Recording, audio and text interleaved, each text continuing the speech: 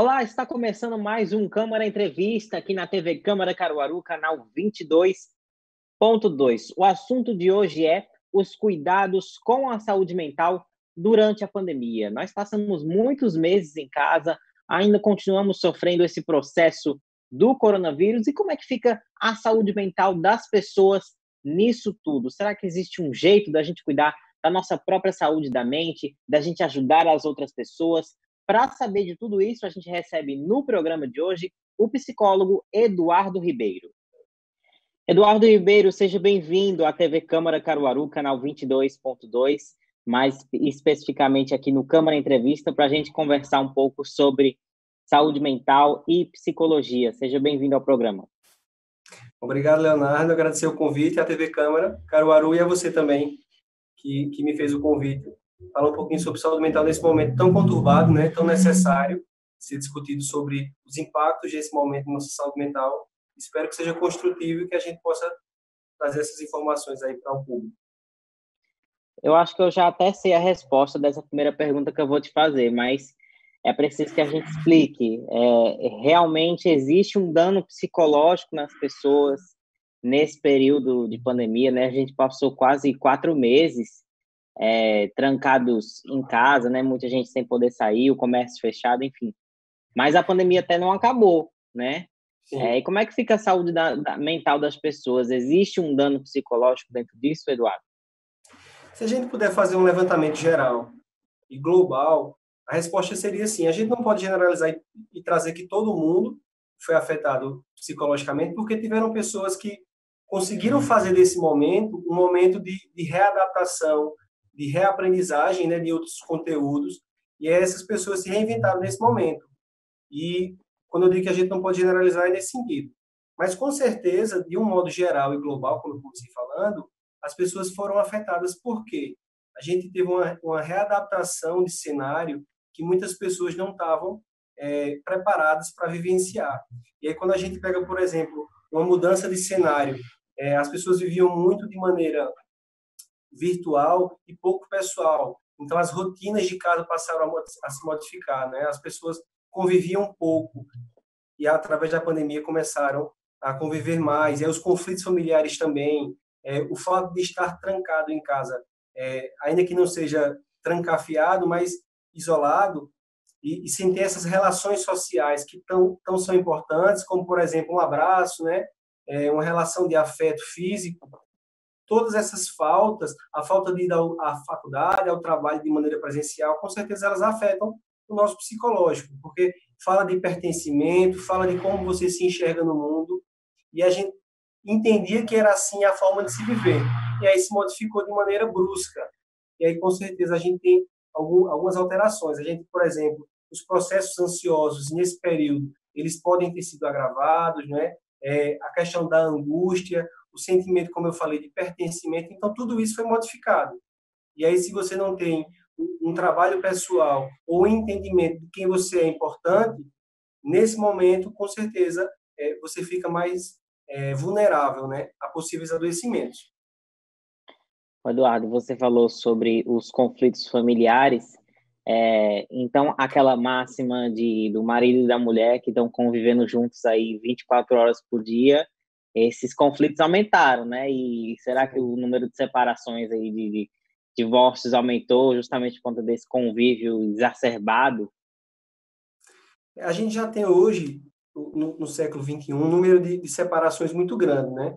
Antigamente, as pessoas pensavam 2, 3 vezes antes de encerrar um vínculo afetivo.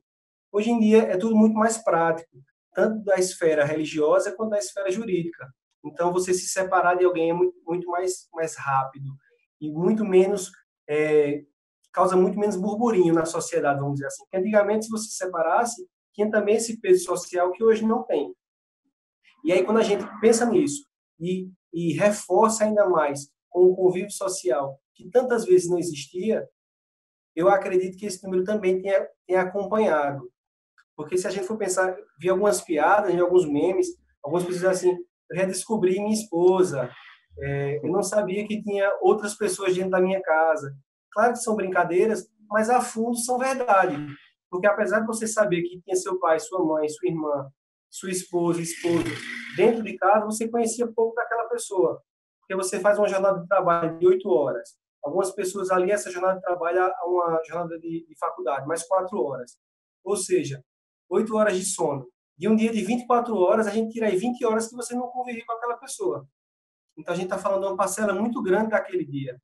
E se você não entende esse espaço do outro, você não respeita esse espaço do outro, que é necessário, porque quando a gente está pensando numa rotina normal, o antigo normal, né, a gente conseguia, vamos dizer assim, ter outras válvulas de escape. Se você estava chateado com alguma pessoa do seu convívio, você saía e tinha um outro ciclo de amizade, você saía para um restaurante para conversar com um amigo, então você tinha outras válvulas de escape que hoje você tem menos. Então, consequentemente também, esse convívio ele fica mais dificultoso.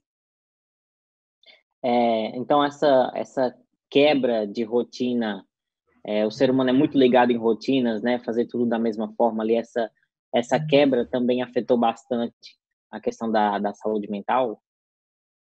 Sim, sim, porque quando a gente está falando sobre rotina, a gente está falando muitas vezes de como o sujeito se vê no mundo. Eu sou o Eduardo ou o Leonardo que trabalha em determinada área, que acorda aquele dia daquela maneira, eu sigo toda uma rotina de dia que essa pandemia, muitas vezes, ela quebrou. Por isso que é tão importante a gente tentar, dentro da nossa nova rotina, reproduzir um mínimo de cronograma que a gente tinha antes. É mais difícil, por exemplo, hoje você controlar o ritmo do sono, mas é necessário a gente ter uma agenda de dia, que essa agenda possa ser respeitada, porque é bola de neve. Se eu, por exemplo, eu durmo mais tarde e acordo mais tarde, eu vou tomar café da manhã mais tarde, almoçar mais tarde, meu ciclo, por exemplo, de bem-estar, se eu tinha aquela rotina que desgasta o físico também e passa a não ter, eu tenho mais dificuldade de dormir, porque se antes eu tinha uma rotina de 8 horas, fazia academia, ia para a faculdade, quando eu chego em casa eu chego exausto, não é? E se eu perco essa rotina também, esse fadigamento ele diminui. Então é uma bola de neve e é interessante que a gente tenha um mínimo de rotina possível dentro dessa confusão que muitas vezes pode se tornar, para que esse dano seja minimizado. Entende? Uhum.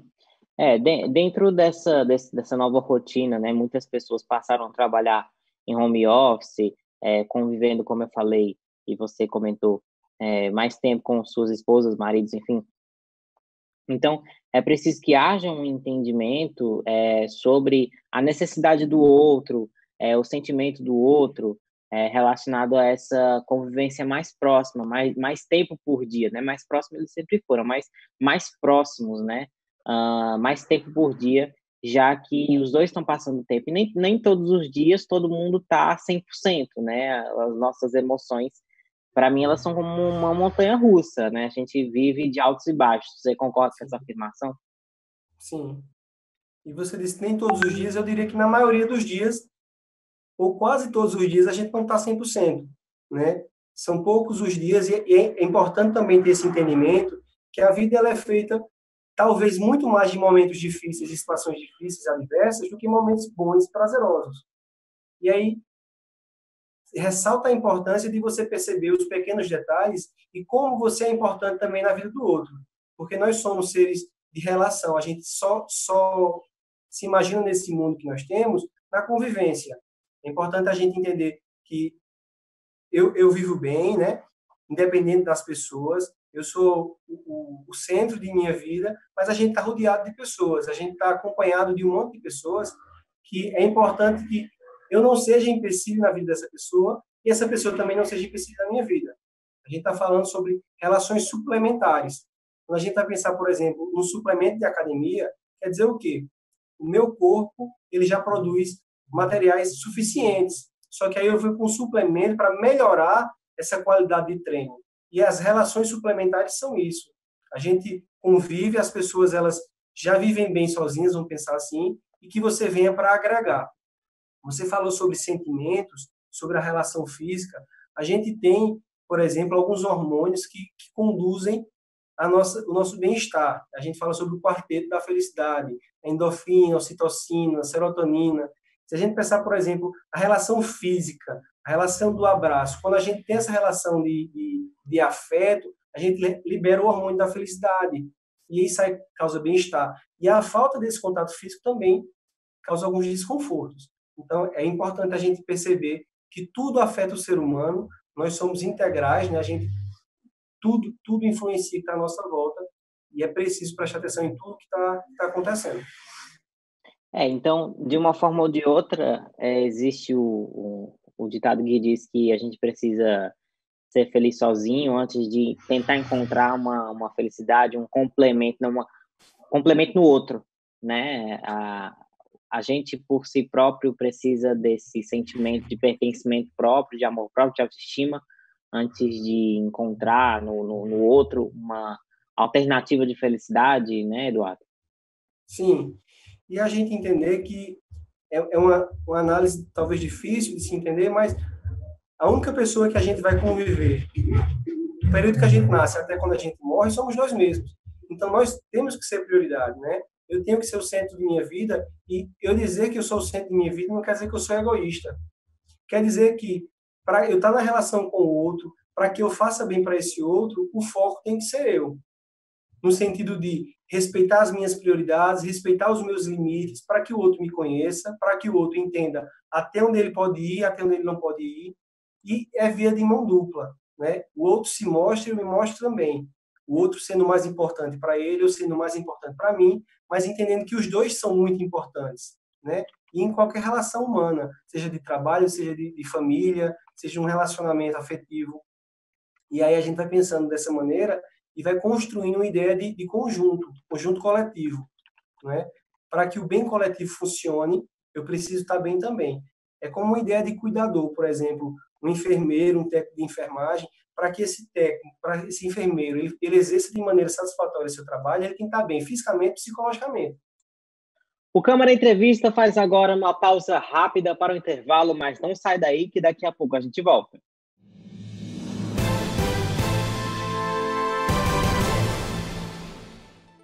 Já estamos de volta. Né? Como é que um cuidador não está bem psicologicamente, não está bem fisicamente?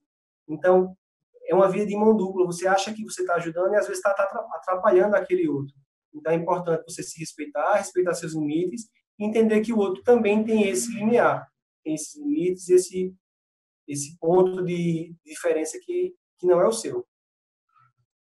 É verdade. Voltando agora um pouco para o foco No momento. da pandemia, né, do momento, como é que as pessoas podem lidar com essas frustrações, né? Que a gente está vivendo um período muito pessimista, né? No qual a gente, até certas semanas atrás, a gente não via uma esperança, digamos assim, de uma cura, de uma baixa, né? Nessa pandemia, né? A gente fica com aquele medo de que vai morrer, de que vai pegar essa doença, de que vai sofrer num hospital, ou sofrer em casa, ou perder um parente próximo, né? Como é que a gente lida com todos esses pensamentos negativos rondando a cabeça da gente, Eduardo?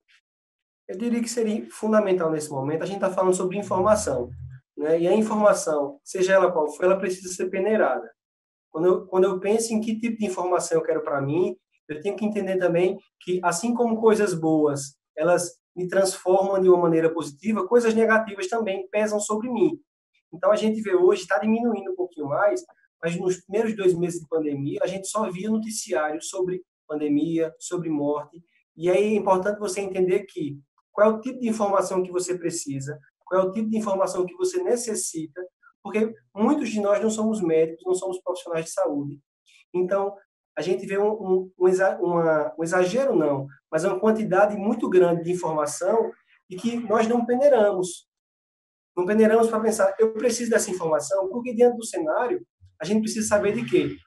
O distanciamento social, a gente precisa saber que é necessário higienizar as mãos, né? É necessário o uso de máscaras, e é necessário saber que as pessoas estão sim adoecendo. Ponto. O quanto mais de informação você precisa, e esse excesso de informação, ele com certeza adoece. A gente tem, por exemplo, aqui na cidade de Caruaru, alguns telejornais que eles trazem apenas notícias de assassinato, de de prisões. E esse tipo de noticiário, como ele chega até você? Porque se chegar bem e você acessa essa informação e isso não lhe afeta, tudo bem, massa. Mas eu acredito que na maioria das vezes, quando você abre um noticiário e vê 15 pessoas morreram em Caruaru, morreram de facada, morreram de tiro, isso já muda sua estrutura de bem-estar. Né? Você fica mal quando você vê uma informação como essa. E é diferente, eu não estou falando para você não ter informação sobre o que está acontecendo. É ter peneira para o que está acontecendo.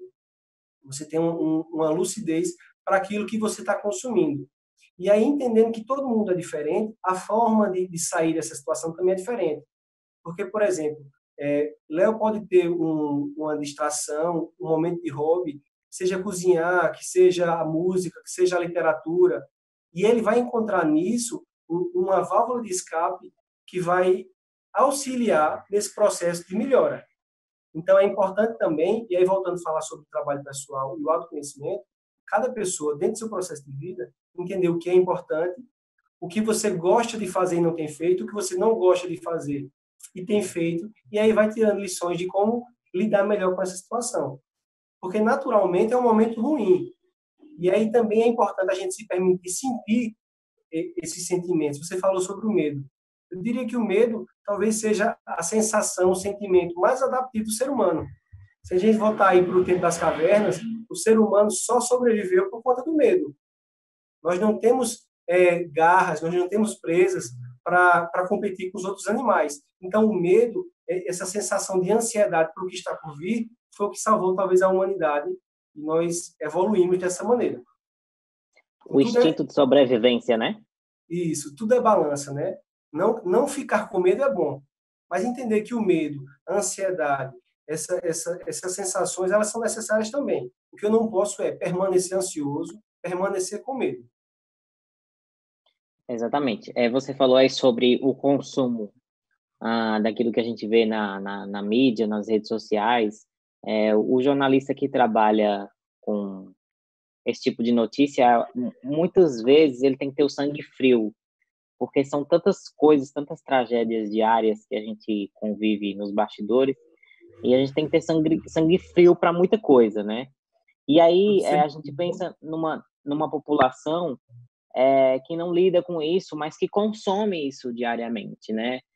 No caso, você falou das notícias policiais, eu tenho exemplos de familiares que são totalmente afetados por esse tipo de notícia, que todos os dias consomem o rádio ou consomem um programa de televisão, e aí acabam ficando com aquela sensação de medo, né? De pânico diário, de não pode sair, de tem que tomar muito cuidado. Como você falou, a gente tem que ter o medo, mas é tudo uma balança, né? Tem que ser muito racional.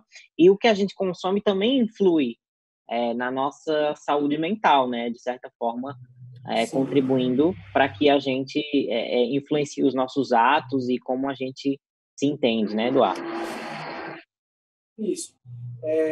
Hoje a gente tem tudo está se reconfigurando, né? E a gente tem uma nova parcela, por exemplo, de materiais disponíveis para a gente assistir. A gente está vendo já as lives, né?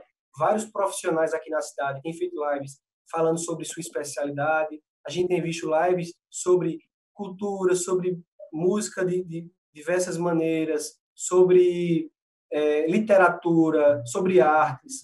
Né? A gente tem visto, por exemplo, o YouTube como uma ferramenta muito importante também para a gente acessar outros conteúdos. Então, a gente não tem só hoje a TV aberta, né? A gente não tem só que assistir esse tipo de conteúdo. A gente pode assistir também. E aí entender, como eu falei mais cedo, se para você está tudo bem, não lhe causa nenhum desconforto, massa. Mas eu acho que é importante existir esse balanço, né? Esse balanceamento sobre o que você está acessando, que é importante. Porque, por exemplo, a fala, a palavra, ela tem muito poder sobre a vida do outro. Por exemplo, uma coisa muito simples. Se eu lhe der um bom dia, Léo, e se eu disser bom dia, já muda a forma que a gente tá se relacionando e a forma que você recebe. Porque Léo vai ficar, rapaz, por que ele me deu esse bom dia? Esse bom dia murcho. Eu tenho culpa? Eu fiz alguma coisa? E quando eu digo bom dia, Léo já fica, ó, ele se inflou de coisas boas. Então, as informações boas e as informações ruins também funcionam dessa maneira. Então, é necessário ter esse entendimento. Que, por exemplo, os meios de comunicação vendem essas notícias porque elas alcançam de maneira satisfatória para eles. É comércio também. Então, se eu vendo que 100 pessoas morreram, vende muito mais do que dizer que 100 pessoas se curaram. Se a gente for pensar, morreram 80 mil pessoas no Brasil, mas são 80 mil de 2 milhões de casos. Ou seja, 1.920.000. Sim, estava falando sobre os números que, por exemplo, no nosso país, de 2 milhões de casos, morreram 80 mil pessoas. Se a gente for falar de percentual, é muito maior o número de pessoas que adoeceu e sobreviveu do que morreu. Mas os veículos de comunicação vendem essa notícia porque essas notícias têm um alcance maior. Então, voltando ao que eu estava falando, é ter discernimento que a gente está consumindo para também não adoecer psicologicamente. Eduardo, como é que a gente faz, então, para ter um mínimo de cuidado com a nossa saúde mental durante esse processo todo? Como eu falei um pouquinho mais cedo, isso vai ser muito subjetivo, Léo, porque, assim, primeiro eu diria para evitar as comparações. A rede social hoje, ela traz uma aproximação muito grande e essa aproximação pode ser negativa. Por exemplo, você abriu sua rede social hoje, o Instagram, o Facebook, às 8 da manhã. Tem gente que já correu, que já leu, já fez uma refeição bem diferente. E aí você acordou 9 horas e vê essa outra pessoa fez isso tudo. E aí você se compara, poxa, ele já está num ritmo que eu não estou, fulano está estudando, eu não estou. Então vamos evitar as comparações. Cada um tem seu tempo, cada um vive seu processo de vida, e aí é fundamental que você entenda o seu. E planejamento. Tudo na nossa vida passa pelo planejamento. Então a gente estava falando mais cedo sobre agenda, faça uma agenda do seu dia, faça um planejamento do seu dia. E entenda que sua meta ela tem que ser também gradativa. Se você, por exemplo, faz 2, 3 meses, esse período de pandemia que você não estuda, não adianta você dizer, hoje eu vou estudar 5, 6 horas direto, que a probabilidade de frustração ela vai ser muito grande. Então, bota meia hora hoje para estudar. Se você está acordando muito tarde e isso está lhe incomodando, você está acordando 10 da manhã, bota o despertador da manhã para 9h30, você vai retirar só meia hora, mas durante uma semana você vai ganhar 2 horas e meia. E aí isso vai sendo de maneira gradativa e você vai readaptando seu corpo. A gente precisa entender isso. Tudo que nós vivemos é condicionável. Então, dentro desse período de readaptação, a gente precisa condicionar também o nosso corpo e o nosso psicológico. E aí, encontrando ferramentas. Eu falei mais cedo sobre, por exemplo, atividades como a música, como a literatura, como uma refeição, né? As pessoas, hoje em dia, tem vários youtubers aí falando sobre receitas, e aí, se você gostar de culinária, que seja uma área para você. Arte, desenho, corridas. A gente hoje pode correr ao ar livre, né? Não pode ir para a academia, mas pode fazer atividade ao ar livre. Então, encontrar qual é o seu ponto de interesse. Não adianta, por exemplo, Léo, ele corre, tem estudado e gosta de música. Só que você não gosta dessas coisas e você tentar se comparar a Léo para ser feliz também como ele. Entenda que você é diferente.